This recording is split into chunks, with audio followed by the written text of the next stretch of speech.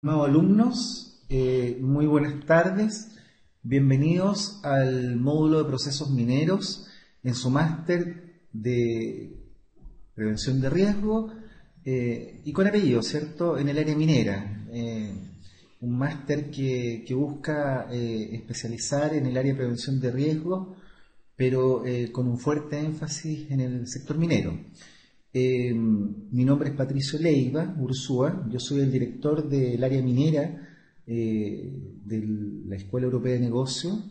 Yo soy ingeniero geomensor de profesión de la Universidad de Santiago de Chile, con un postítulo en Ciencias Ambientales en el Centro EULA de la Universidad de Concepción, experto en prevención de riesgo, categoría Cernagiomín, experto en prevención de riesgo para la industria minera en Colombia.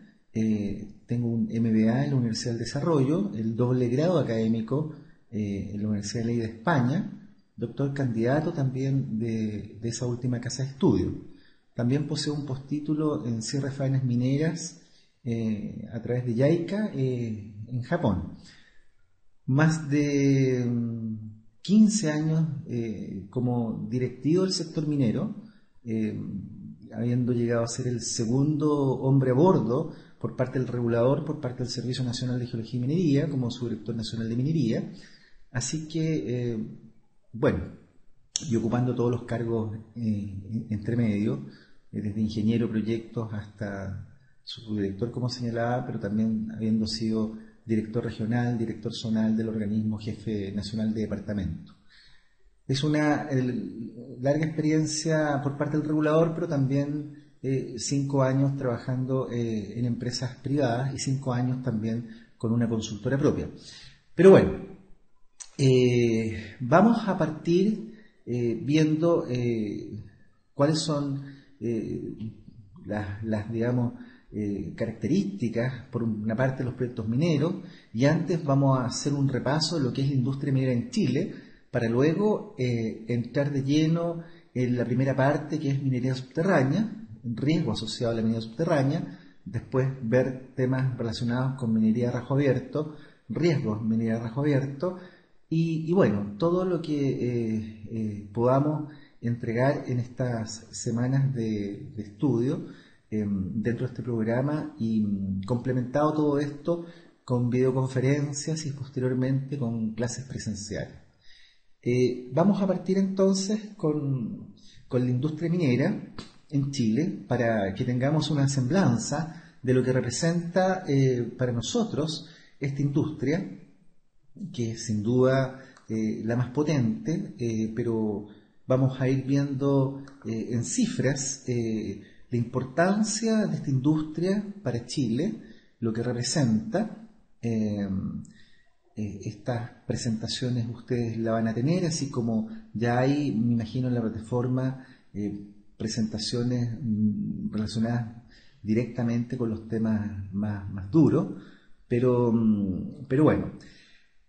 Hoy día hay una serie de elementos que se deben considerar, pero uno, sin lugar a duda, uno de los más importantes es toda la temática ambiental que gira en torno al sector minero, y no quiero dejar pasar en esta primera parte, simplemente, y ahí ustedes lo podrán leer ya con más detalle, que tenemos que estar bastante claros que la industria minera es percibida aún hoy como una industria bastante agresiva con el medio, agresiva con el entorno, y por tanto sigue siendo y sigue siendo un desafío permanente buscar la sustentabilidad del sector minero, buscar la sustentabilidad de la industria, con la finalidad que, cierto, esta pueda verse, pueda ser percibida como una industria que realmente es un aporte y no es como siempre se ha visto como una industria que cuando termina la vida útil de un yacimiento específico, después de eso queda solamente vestigios de lo que fue la industria, pero lo que queda en definitiva es pobreza, comunidades que han sido abandonadas y que han quedado con problemas. Aquí simplemente y rápidamente algunas reflexiones para comenzar.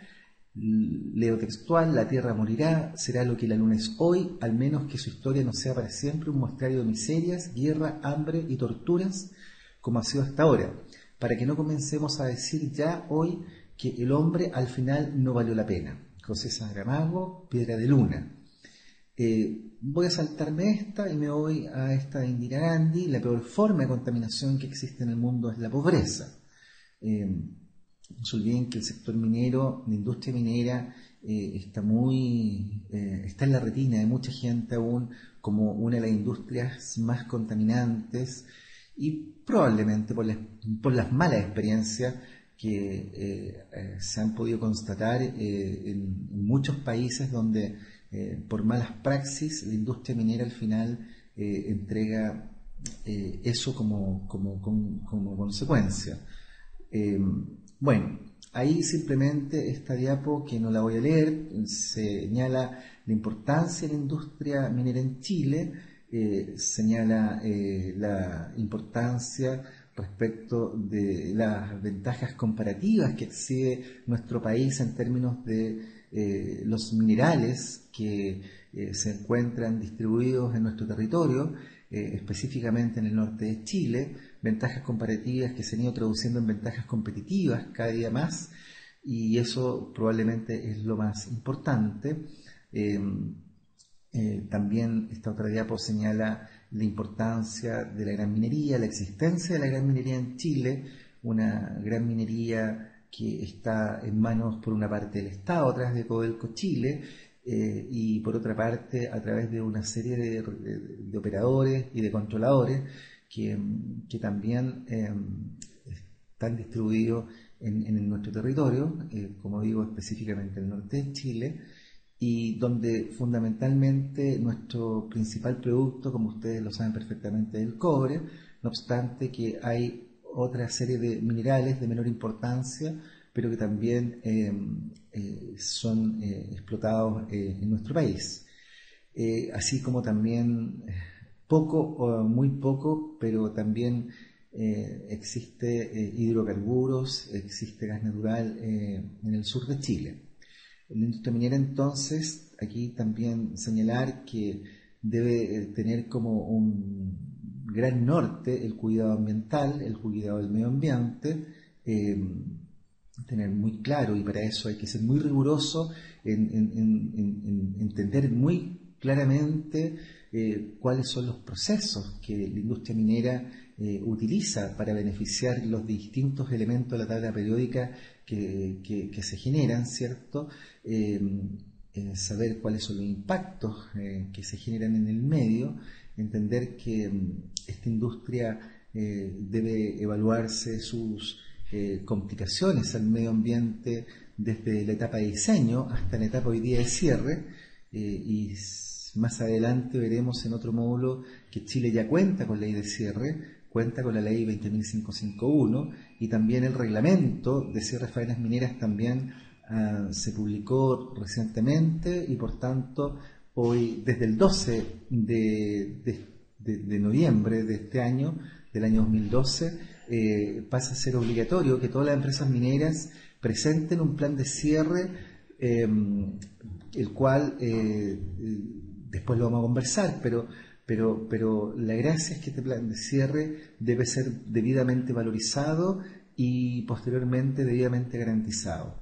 Por lo tanto, vamos detrás de una industria minera sustentable, y ese es un desafío no menor, es un desafío probablemente que es posible que la gran industria minera, las grandes empresas mineras, puedan hacer frente a una minería sustentable, pero eso no es tan fácil, no es tan simple en las actividades mineras que son pequeñas, que son artesanales, puesto que ustedes lo saben perfectamente, una empresa debe asegurar primero sus flujos de caja y después seguir escalando en otro tipo de elementos que son mucho más complejos, como por ejemplo llegar en algún momento a tener una buena reputación, liderazgo en el sector. Bueno, para eso es complejo que la industria pequeña y artesanal pueda lograr esto. Por tanto, la sustentabilidad en la pequeña minería artesanal es una cosa que es deseable, pero tenemos clara conciencia que eso debe ser con la colaboración del Estado, a través de una serie de instrumentos, a través de algunos instrumentos como Acuerdo de Producción Limpia, a través de la organización de estas pequeñas unidades de negocio, a través, por ejemplo, de la Sociedad Nacional de Minería, la SONAMI, entre otras cosas. Bueno, aquí entramos a señalar como otro gran norte de la industria minera, que ustedes se han dado cuenta perfectamente, y esto ha sido, ha habido un quiebre en realidad, un punto de inflexión con el accidente de Mina San José, todo el tema de seguridad laboral en la industria. Si bien antes de Mina San José la industria minera presentaba tasas de accidentabilidad bajas, y de hecho presentaba la tasa de accidentabilidad más baja del mercado, los accidentes fatales evidentemente existían, y bueno, San José lo que hace, a mi juicio, por supuesto, es marcar un quiebre en la industria, y presionar para que la industria cuente con mayores exigencias, mayores a las que tenía antes. Pero ¿cuál es mi opinión al respecto? Es que probablemente es una actitud discriminatoria respecto a las otras industrias, puesto que a la industria minera se le ha exigido demasiado, y está bien, yo no estoy en contra de aquello, pero otras industrias como la forestal, la construcción, la pesca, etcétera, no ha sido de la misma forma, y por tanto aquí hay un tema que para mi gusto es un tema que debiera, digamos, ser parejo para todas, y sería deseable que no solamente la industria minera esté exhibiendo hoy día estas bajas tasas de accidentabilidad gracias a los cambios que se han introducido, y gracias también a la toma de conciencia, que es lo más importante, que también se ha producido por parte de las empresas del sector. Bueno, Chile como país minero, ¿cierto?, es reconocido en el mundo entero. Cuando uno sale fuera de Chile, a uno lo asocian con cobre, con el cobre, lo asocian con la minería. San José fue una vitrina mundial y nos posicionó como un país minero, además de haber generado un rescate exitoso de los 33 mineros. Pero bueno, como país minero, Chile tiene una cultura minera que nos respalda, una cultura de años, donde nuestra gente, fundamentalmente la gente del norte de nuestro país, vive, respira minería. La minería también es claramente la actividad que genera uno de los mayores aportes económicos, por ejemplo, el Estado de Chile. La minería genera un desarrollo importante, especialmente en aquellas localidades que están alejadas de los centros urbanos tradicionales, los centros urbanos que son las capitales de las regiones, ¿cierto? Y por tanto ahí hay elementos importantes, pero sin duda que la actividad minera que tenemos, los niveles que presentamos, la capacidad de, por ejemplo, de exportar ingeniería al resto de los países de la región, del sector minero, es fruto de esta cultura minera de años, donde mucha gente ya a esta altura es algo común que uno pueda ver que tienen competencias importantes para relacionarse con el sector. Bueno, es importante señalar cómo se ha ido desarrollando, cómo ha ido evolucionando la fuerza laboral del sector minero en Chile. Ahí tenemos una serie del 2002 al 2011, y ustedes pueden apreciar que hemos casi duplicado en este periodo la fuerza laboral directa del sector minero. Importante también es señalar que por cada puesto de trabajo directo se estima que se generan unos 4 puestos indirectos al menos. Pero esta es la fuerza laboral que uno puede apreciar. cerca de 197.000, casi 200.000 personas al año 2011. Y no se olviden del estudio de Fundación Chile justamente el año pasado, que nos indica que al menos vamos a requerir de aquel 2020 unos 60, 70.000 trabajadores más en todos los niveles, especializados, profesionales, trabajadores especializados, etcétera. Así que es un desafío tremendo el que tenemos por delante respecto a capital humano, que ya tocaremos un poquito más en detalle ese tema.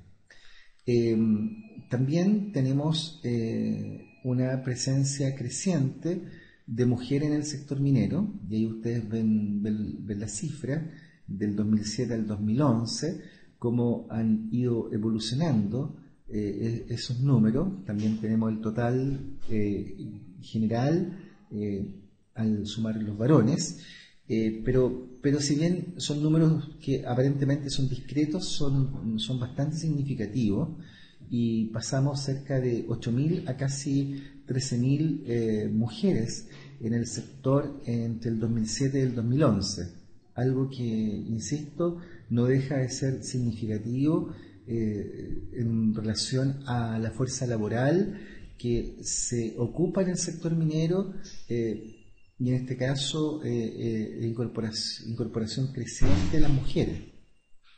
No se olviden que históricamente, y no solamente en Chile, ha sido todo un tema el ingreso de una mujer a una mina.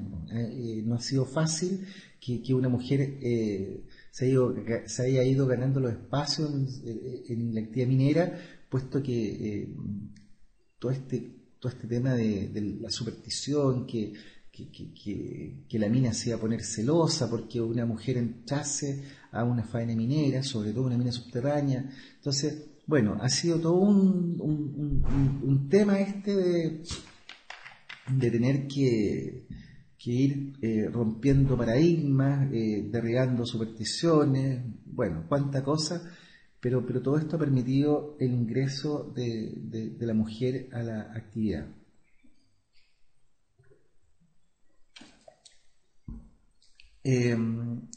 Aquí ya comenzamos a ver la importancia del sector minero para la economía en Chile. Ahí ustedes ven cuál es la evolución del Producto Interno Bruto, del aporte al Producto Interno Bruto que el sector minero ha generado en Chile, y tenemos una serie del 2003 al 2010, un promedio de cerca del 17% de aporte al Producto Interno Bruto. No se olviden que el Producto Interno Bruto son todos los bienes y servicios finales que se genera en un determinado periodo para la economía de un país, puede ser una comuna, también una región, que después se agrega, pero son los bienes finales, ¿cierto? En un territorio dado, generado por nacionales y extranjeros. Por eso que hay una diferencia con PNB, que es el Producto Nacional Bruto, que fundamentalmente se ocupa más en países desarrollados. Pero bueno, ahí ustedes ven la importancia que reviste, y cómo ha ido evolucionando, y cómo hemos llegado prácticamente al 20%, a representar el 20% del Producto Interno Bruto, cuando antes en realidad la actividad minera no superaba el 10%. Así que eso es algo bastante significativo. Ahí ustedes ven más o menos cómo está distribuido el aporte del Producto Interno Bruto por el resto de actividades más del sector minero. Ustedes ven ahí el 20% aproximadamente del sector minero. Ven en la industria, que también tiene más o menos el mismo porcentaje, la industria manufacturera, servicios personales, comercio, hotel y restaurante, servicios financieros. Bueno, ustedes ahí pueden apreciar cómo se compone el Producto Interno Bruto global de nuestro país. Importancia del desarrollo de la industrialidad minera en Chile, para que nuestro país hoy por hoy sea un país minero, como decimos, y sea la minería la principal actividad. Esto no ha sido casualidad y ha habido todo un recorrido que se ha generado en el tiempo, que ha estado fundamentalmente basado en la institucionalidad y bueno, ahí ustedes ven que el año 71 se nacionaliza el cobre. El año 71, bajo el régimen de la Unidad Popular, se nacionaliza el cobre. Esto había comenzado ya a explicitarse en el gobierno del presidente Eduardo Frei Montalva, pero bajo la presidencia de don Salvador Allende se nacionaliza el cobre. Después del golpe, todos pensaron, especialmente aquellos países, especialmente Estados Unidos e Inglaterra, que tras el golpe se iban a devolver a los controladores anteriores los grandes yacimientos. Eso no ocurrió, pero bueno, eso queda en la historia. Después del 74 se genera uno de los instrumentos principales para poder desarrollar la inversión extranjera, el decreto ley 600. El año 76 se crea la Corporación del Cobre, donde se juntan las divisiones y se genera Codelco. En el mismo año se genera Cochilco, la Comisión Chilena del Cobre, una institución fundamentalmente encargada para fiscalizar a Codelco, para revisar sus planes de inversión, por ejemplo, sus traspasos de pertenencias mineras, con la colaboración de Cernagiomín, por supuesto, en lo técnico. El 80 se genera la institucionalidad Cernagiomín, Servicio Nacional de Geología y Minería, que se genera fruto de la unión del antiguo Instituto de Investigaciones Geológicas y el Instituto de Minas del Estado. Bueno, hoy día no se olviden que fruto de la recomendación de la Comisión de Minería de la Cámara tras el accidente de Mina San José, nuevamente lo que se espera es que se separe Cernagiomín y se transforme en dos entes, un servicio geológico y una superintendencia, pero eso todavía no ha ocurrido. Bueno, siguiendo con este lineal del tiempo, en el año 80 se genera la Constitución de la República, que ustedes la conocen.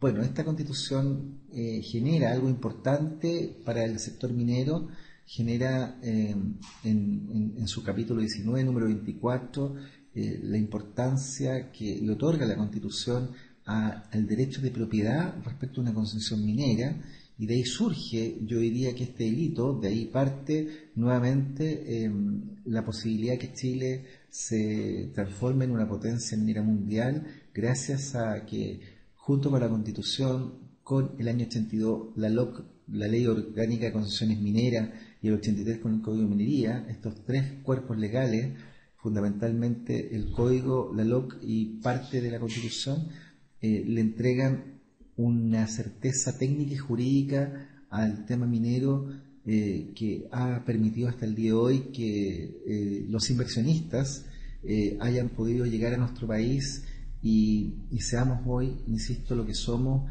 en el ámbito del sector minero. También en el 80 en la Constitución se habla, cierto, de que toda persona debe y tiene el derecho de vivir en un ambiente libre de contaminación, y bueno, gracias a eso en 94, en función de la Constitución, se genera la Ley de Bases del Medio Ambiente, la Ley de 18.300, que sienta las bases de una legislación en el ámbito ambiental. Por ahí, por el año 97, no aparece ahí, se genera el primer reglamento del sistema de evaluación de impacto, o sea, el primer reglamento de la ley, que es el reglamento del sistema de evaluación de impacto ambiental.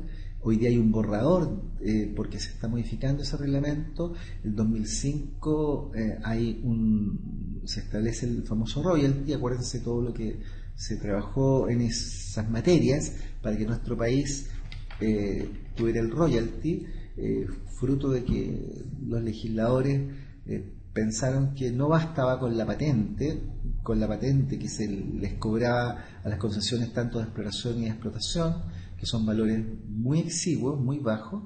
Así que por lo mismo se plantea este royalty, el cual, bueno, ahí genera una suerte distinta, un monto mayor por el cual, y que es lógico porque estamos hablando de recursos no renovables, así que se logra aprobar aquello. El 2009, después de mucho debate y crítica, se genera el gobierno corporativo Codelco, un directorio más profesionalizado, y ya en estos nuevos tiempos estamos del 2010 a la fecha con una nueva institucionalidad ambiental, donde tenemos un Ministerio del Medio Ambiente, donde la antigua CONAMA fue reemplazada por el SEA, el Servicio de Evaluación Ambiental, donde tenemos una superintendencia del medio ambiente, donde prontamente están por nombrarse los jueces de los tribunales ambientales, y con eso va a estar operativa la superintendencia, y probablemente quedaría por promulgarse en algún momento el servicio de biodiversidad, así que con eso estaríamos bastante bien al respecto. Entonces ahí está medio rayado, pero principios constitucionales, de lo que hemos hablado: el Estado tiene el dominio absoluto, exclusivo, inalienable e imprescriptible de todas las minas. La Constitución permite la exploración y explotación de minerales por empresas privadas, sean locales o extranjeras. Las concesiones mineras son otorgadas por resolución judicial y el título minero está protegido por la garantía constitucional del derecho de propiedad. El concesionario minero tiene derecho a hacerse dueño de todos los minerales existentes en el subsuelo del área de la concesión.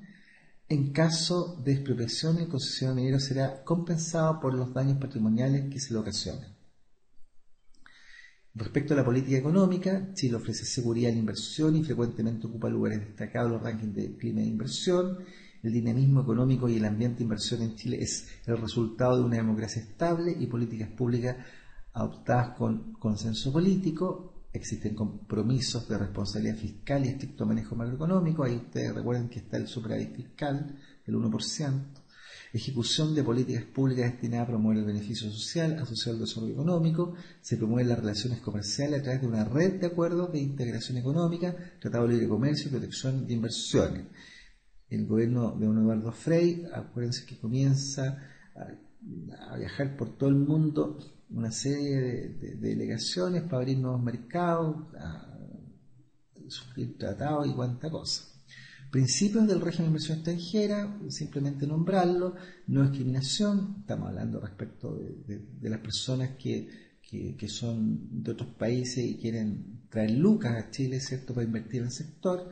Ausencia de procedimientos discrecionales, libre acceso a distintos sectores económicos, un contrato ley con el Estado de Chile, que eso es lo más importante de todos estos puntos. Lo más importante es este contrato que se suscribe con el Estado de Chile, lo que permite una tranquilidad absoluta, dentro de lo que uno pueda decir absoluto en estos casos, a un determinado inversionista al haber firmado directamente con el Estado un contrato para estos efectos. Acceso al mercado cambiario formal, remisión de capital de utilidad, algo muy importante, estabilidad tributaria, distintas formas de materializar la inversión, derechos especiales para la inversión minera específicamente. Ahí ustedes ven que uno de los aspectos importantes y que son indicadores internacionales que se destacan siempre en un país, bueno, el tema de inversión en Chile, la tasa de inversión es importante. Ahí ustedes ven, tenemos aquí dos cifras. ¿Sí? Veamos esta que está más amplia. La inversión extranjera materializada entre el periodo 74 y el 2010 alcanzó los 77.000 millones de dólares aproximadamente, y ustedes ven ahí los sectores que fundamentalmente fueron beneficiados con esta cantidad de recursos, y donde el que la lleva el sector minero con un 33%. Y bueno, ustedes ven que después está servicio, está electricidad, gas y agua. Entonces, pero ustedes ven la importancia. Ahí el origen de la inversión extranjera en ese periodo, esos 77.000 millones de dólares aproximadamente, Estados Unidos, fundamentalmente España, Canadá, Reino Unido, otros. Ahora, si bien España es fuerte en este periodo, pero en el sector minero España prácticamente no presenta inversiones. Y eso se ve acá. Se ve en este otro gráfico donde ustedes ven la participación de los países desarrollados que invierten en el sector minero en Chile. Y ustedes ven ahí que Canadá, Estados Unidos andan más o menos por el 30% ambos, Reino Unido, Japón, Australia, otros. Esos son los países que efectivamente están invirtiendo. Ojo, no son los destinos de exportación, estamos hablando de la inversión. Por lo tanto, aquí tenemos los países que están invirtiendo a través de sus empresas en Chile. Ahí ustedes ven en las exportaciones ahora, aquí sí son las exportaciones, ustedes ven que en el 2010 las exportaciones totalizaron cerca de los 71 mil millones de dólares, de los cuales el 62,3 fueron, se explican en realidad por el sector minero. O sea, ustedes ven la importancia del sector minero. Del 100% de lo que Chile exporta, anda por ahí, por esa cifra, lo que corresponde al sector minero, es decir, un 30 y tanto, 37,7 aproximadamente, ¿cierto? Del resto de las exportaciones son de otros sectores, pero el 62,3 es del sector minero, lo que es algo tremendamente importante. Aquí ven ustedes el destino de las exportaciones del sector minero, específicamente cobre. Bueno, de 62, y tantos por ciento, si mal no recuerdo, estimados alumnos, cerca del 80% es cobre, así que es como razonable. Bueno, aquí el destino de las exportaciones nuestras de cobre es China, la lleva Japón, Corea del Sur, Brasil, Italia, Estados Unidos. Ustedes se dan cuenta, otros por allá. Se dan cuenta que tenemos una importante diversificación de destinos de exportación, pero sin duda hay ciertos países que ustedes tienen claro que son los que están tirando el carro, como China especialmente, así que por ahí han salido un par de noticias que se está cuidando ese mercado, Codelco específicamente, pero bueno. Este gráfico es más fácil de entender, aportes de la gran minería al Estado. Ahora, bueno, estamos viendo, estimado alumno, hasta el momento, y lo seguiremos haciendo, estamos viendo cuáles son los grandes números en términos de macroindicadores para que ustedes puedan percibir la importancia del sector sobre el cual estamos hablando, sobre el cual se busca esta especialización a través de este máster. No nos podemos desentender de estas grandes cifras, debemos entenderlas, debemos incorporarla, internalizarla, con la finalidad de saber que estamos trabajando, estamos estudiando, estamos dedicándonos a un sector que en general es world class. Entonces, y un sector que aporta en todos los sentidos. Bueno, ahí están los aportes de la gran minería al Estado de Chile, y ustedes ven que en el año 2010 a las arcas fiscales por parte de Codelco se ingresaron 6.000 millones de dólares, y por parte de la minería privada 3.700 millones de dólares, lo que da un total de 9.700 millones.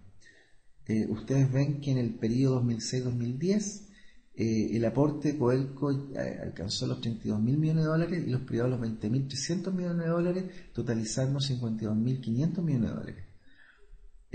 Lo que Codelco ha aportado en cerca de sus 40 años de existencia al fisco es cerca de 84.000 millones de dólares. Si uno lo mira en la perspectiva del aporte porcentual, lo que aporta la minería es más o menos respecto del presupuesto fiscal, es más o menos el 20%, por ahí anda, lo que hace que un quinto del presupuesto fiscal se financie directamente con el aporte del sector minero. lo que es, digamos, tremendamente importante. Este es un gráfico que me interesa mucho que ustedes lo retengan. Ahí ustedes ven una serie del año 60 al año 2010 respecto de la evolución del precio del cobre y por otro lado la producción de cobre en nuestro país, donde está diferenciado entre el aporte del Estado y el privado. Ahí hay un montón de elementos que uno puede rescatar, ¿cierto? Ir viendo cómo ha sido la evolución del aporte de Codelco en este caso y cómo los privados han ido ganando terreno y antes las exportaciones o la producción era fundamentalmente el sector estatal y hoy día ya hay más exportación, más producción, perdón, privada que producción estatal.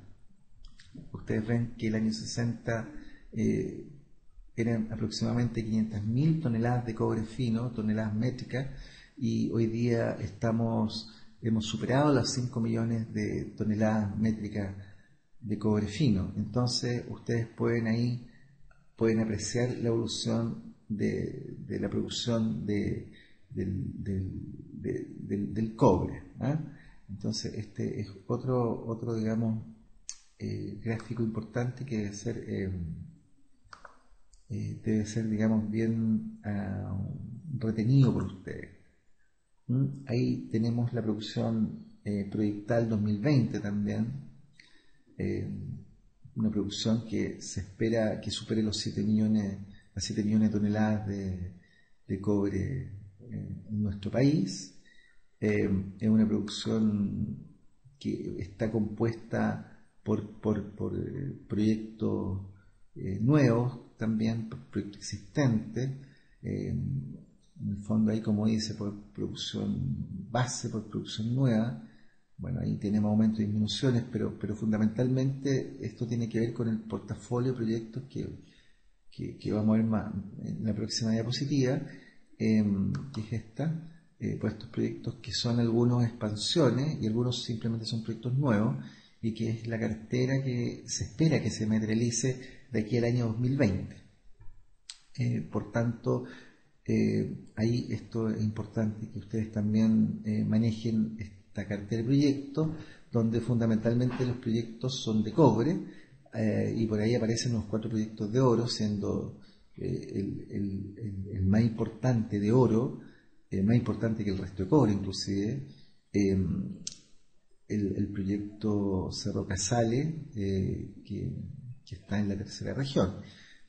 No se olviden que probablemente, y con este portfolio y con esta distribución que tenemos acá, probablemente la tercera región pase en algún momento a ser la región minera por excelencia, desplazando incluso a la región de Antofagasta. Pero bueno, entre Antofagasta y Copiapó, en realidad ahí tenemos una cantidad de actividad minera impresionante, bueno, y que se ve reflejada por esta cartera de proyectos. Ahí simplemente esta diapo les muestra las inversiones y más o menos por año, lo que uno espera que se dé por año, para ver, digamos, los PIC, como el 2014, que se prevén la entrada de 8 proyectos. Este gráfico también es importante que ustedes lo puedan, digamos, tener presente. En general, con este tipo de gráfico es que se proyecta el precio del cobre de largo plazo. Evidentemente hay herramientas de economía, hay herramientas econométricas y cuánta cosa, pero el precio de largo plazo es el precio que sirve para evaluar los proyectos. Uno no puede evaluarlos con el valor spot, sino que tiene que ser el precio a largo plazo. Entonces ahí ustedes ven el comportamiento que ha tenido por una parte los inventarios de cobre y cuál ha sido la evolución del precio del cobre. Ustedes ven aquí la producción de cobre, cuál es la tendencia, cómo se ve, para dónde va, ¿cierto? Y ustedes ven que nosotros señalamos que el año 2020 esperamos que Chile llegue a los sobre los 7 millones de toneladas.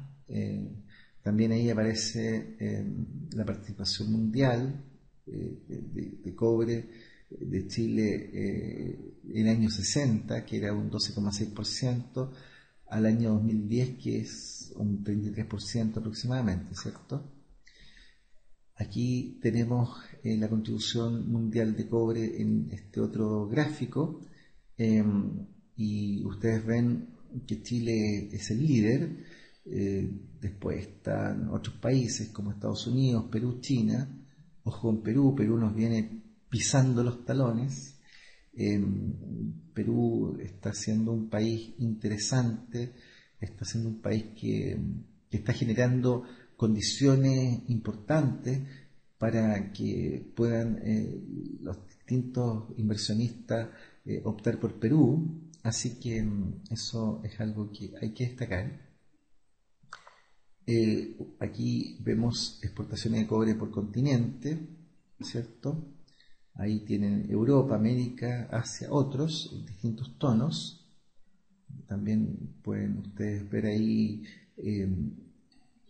la participación y el lugar que ocupa Chile en cobre, que es el número 1, en oro el número 16, plata el quinto y molibdeno el tercer productor mundial. También aparece en esta diapo. Principal de reserva. Ahora nos vamos al concepto de reserva, que no es lo mismo que recurso. Reservas son aquellos minerales que son técnica y económicamente factibles de explotar con las tecnologías actuales, con los niveles de precio actuales. Bueno, eso lo podemos ver un poquito más adelante con más detalle. Chile en cobre también representa el país que tiene las principales reservas, seguido por Perú, Australia. Acá ustedes ven la distribución global.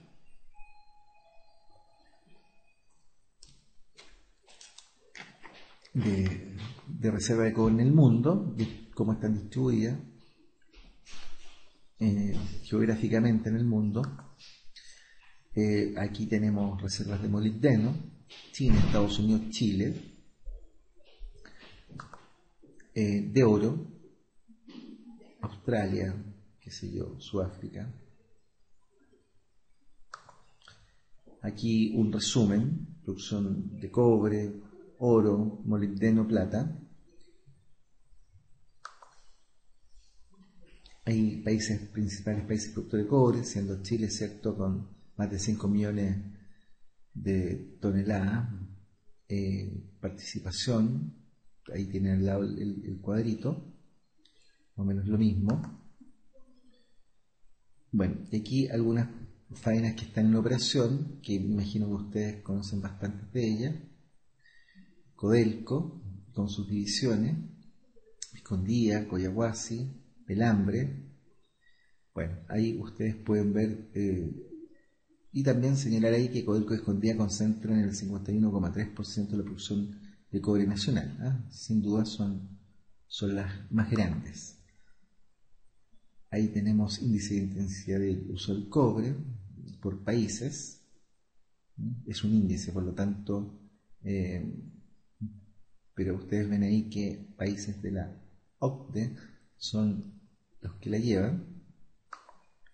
Deterioro de la ley mineral de cobre. También es importante indicar que en Chile el deterioro de la ley de cobre es mayor que en el resto del mundo, y eso es algo que es complicado,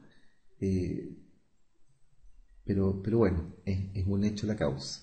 Eso lo podemos explicar probablemente en la clase presencial, pero en términos técnicos simplemente el deterioro de la ley si una mina tenía una ley promedio de 2%, cosa que hoy día sería pero una locura, muy bueno, pero podemos ver que en el tiempo, si partió un 2% de cobre total como ley promedio, es decir, si uno sacaba si uno hacía si uno muestreaba y sacaba mineral por distintos lugares y tenía al final como ley promedio 2%, y yo explotaba ese lugar, después volvía a muestrear y tenía ley promedio 1,8, bueno, al final del día estoy creciendo, probablemente hoy día estemos en 0,8, 0,6% el cobre total. Entonces, ha ido existiendo una disminución de leyes, y al haber una disminución de leyes, evidentemente, se complican más las cosas, hay evidentemente más costos asociados, hay menos producción, todo lo que ustedes puedan imaginarse con una ley menor a la que originalmente existía. Otro tema importante en el área minera es el gasto de exploración. No se concibe que se pueda desarrollar un proyecto minero si es que no se gasta en exploración. Después vamos a ver con más detalle en lo que es característica de proyectos mineros, el tema de exploración mismo, pero un indicador fundamental es la exploración, porque sin exploración, insisto, no hay desarrollo de minería, no se puede desarrollar el sector minero. Así que este es un tema también importante que se debe recalcar. Esto ustedes ven ahí cómo ha ido evolucionando el gasto en exploración. En el fondo, explorar es reconocer, es prospectar, es fundamentalmente buscar nuevos yacimientos, buscar mineralización, y para eso hay técnicas, para eso hay distintos niveles, y bueno, a eso debemos llegar en su momento, a explicarlo con más detalle. Bueno, Chile sin duda es un país minero, y ahí lo único que queremos señalar fundamentalmente es que hay una serie de franjas mineralógicas, franjas epitermales donde hay presencia de oro, las franjas donde están las mineralizaciones de cobre, las franjas donde están las mineralizaciones de hierro, pero de alguna forma ya hay un cierto conocimiento geológico que es importante y que hace que Chile presente importante reserva en ciertos elementos, en ciertos minerales que hacen que sea un país minero por excelencia. Bueno, factores de éxito relacionados con la actividad minera, esto lo vamos a dejar enunciado para seguir con la próxima clase, ya que vamos a hacer una introducción de unas 2, 3, 4 clases hasta características de proyectos mineros antes de incursionar en minería subterránea propiamente tal, pero dejar enunciado factores de éxito, estimado alumno, que presenta nuestro país, y esto, y ustedes cuando revisen con mayor detalle las cifras, ustedes pueden ver que es, por una parte, el potencial geológico, son la estabilidad de nuestras políticas públicas, todo el marco legal que se ha ido generando para darle solidez, certeza técnica y jurídica a la actividad minera, así como la debida cooperación público-privada en estas materias. Bueno, estimados alumnos, la próxima clase seguiremos con estas diapos, seguiremos con esta introducción al sector minero, así que espero que puedan ver esta clase y en la videoconferencia ir resolviendo las dudas que se vayan presentando respecto de las clases grabadas que ustedes tienen frente a ustedes, y bueno, también ir definiendo más adelante las tareas que se requieren que realicen, que fundamentalmente en el caso de mi ramo van a ser fundamentalmente de investigación o trabajar sobre, espero, proyectos reales, con la finalidad de que vayan acostumbrándose a ver, digamos, proyectos que están siendo estudiados a niveles iniciales, y probablemente algún caso que requiera ser estudiado más en detalle, que tenga que ver probablemente con temas ya más propios de accidentabilidad. Bueno, estimados alumnos, Muy buenas tardes y nos vemos en la siguiente clase en su máster de prevención de riesgo y gestión de procesos mineros en su módulo justamente de procesos mineros. Muy buenas tardes.